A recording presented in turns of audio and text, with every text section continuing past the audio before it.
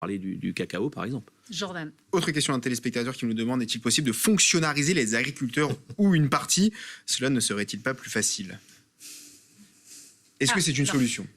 Qui veut réagir? On est sur France Info, donc on va parler des fonctionnaires. Déjà, ça va être compliqué. Ça veut dire qu'il va falloir au minimum retrouver le double d'agriculteurs, parce que comme il l'a évoqué mon collègue, on fait plutôt 70 heures que 35 heures. Donc si on est fonctionnaire demain, on va pouvoir faire d'heures supplémentaires. Mais je veux surtout pas qu'on fasse d'amalgame entre le fonctionnaire et nos agriculteurs. L'agriculture aujourd'hui, c'est une fierté aussi d'être entrepreneur.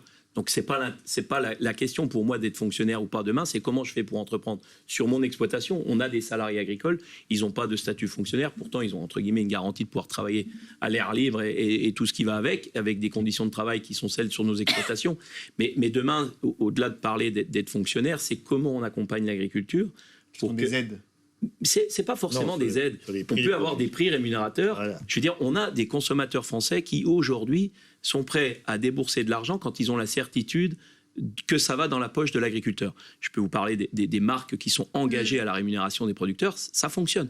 Donc ça veut dire qu'on a même, avec la grande distribution, des solutions pour s'assurer que ça rémunère.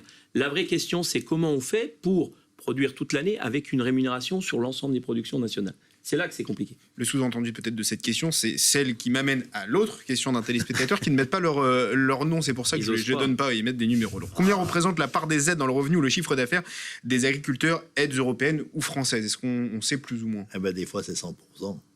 Des fois, c'est la totalité.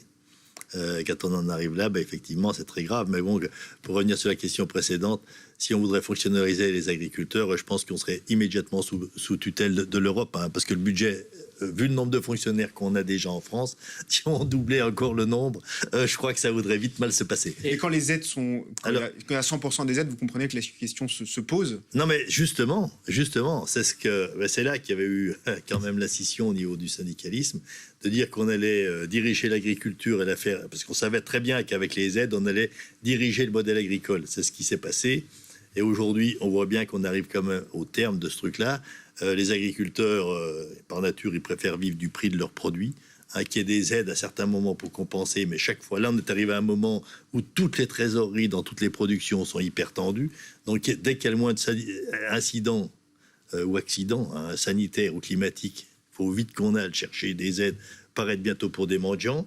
La société ne vit pas très bien, mais en fait, c'est pour aussi qu'ils puissent acheter des produits à un prix. Mais ce n'est pas forcément le prix du produit qui serait plus cher qui ferait que le consommateur ne pourrait pas avoir accès. C'est pas vrai, ça. Il faut revenir un peu en arrière et l'histoire. Enfin, je veux dire, je suis peut-être un peu jeune autour de la table, mais je vais quand même vous expliquer que le